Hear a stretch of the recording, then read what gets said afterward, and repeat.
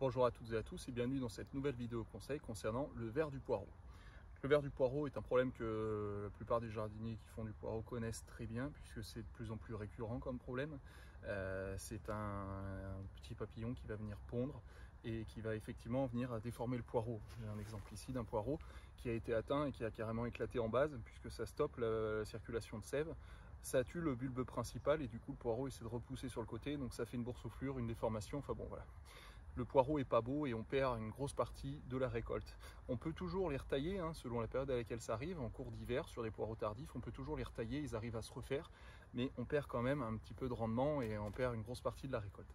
Voilà, donc pour éviter le ver du poireau, c'est très simple, il y a des solutions naturelles. Donc les premières à mettre en place, comme on le fait ici dans notre champ de production de plants de poireaux, ça va être les phéromones. Donc les phéromones, on va utiliser des pièges pour ça. Donc soit un piège en maisonnette avec une plaque de glu, avec la capsule de phéromone au centre, soit un piège classique comme ça en récipient avec pareil la capsule de phéromone. Dans un cas comme dans l'autre, en fait, on va venir capturer, attirer uniquement les mâles, mais uniquement responsables du ver du poireau. C'est-à-dire qu'en fait, on ne va pas attraper les autres pollinisateurs ou les insectes utiles. On va uniquement attraper les mâles responsables de la reproduction du ver du poireau. Donc on limite la reproduction.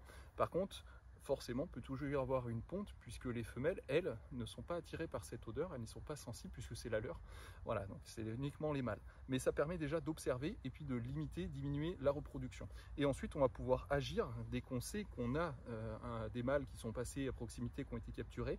On va agir pour traiter avant que le ver puisse rentrer au cœur de poireau et puis faire des dégâts. Donc pour ça, on va utiliser le bacille de Thuringe, Bacillus thuringiensis.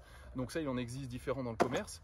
Le mode de fonctionnement est le même à chaque fois. Ça détruit toutes les chenilles. Ça, par contre, c'est pas spécifique à une espèce. Ça détruit toutes les chenilles. Donc que ce soit la pyrale du buis, que ce soit le processionnaire du pin, les vers de la pomme, les teignes et le ver du poireau. Donc ça agit de deux manières, ça agit par contact et par ingestion. Donc par contact, en fait, vous touchez le ver, vous le tuez. Par ingestion, vous touchez le poireau, le ver mange le poireau, le ver meurt. Voilà, donc ces deux modes d'administration font que dans tous les cas, on le tue. Mais ce qu'il y a, c'est qu'il faut le passer au bon moment, parce que le bacille de Thuringe, c'est un micro-organisme vivant, c'est des micro-organismes vivants qui du coup vont s'estomper, l'effet va s'estomper avec le temps. Au bout de 2 à 3 semaines, on n'a quasiment plus d'efficacité. C'est pour ça qu'il faut traiter au bon moment, parce que la culture de poireau est très longue. La culture de poireau, ça s'échelonne quasiment sur 1 an, entre la création du plant et la récolte, sur un poireau tardif. Donc sur 1 an, vous imaginez bien qu'on ne peut pas traiter toutes les 2 ou 3 semaines.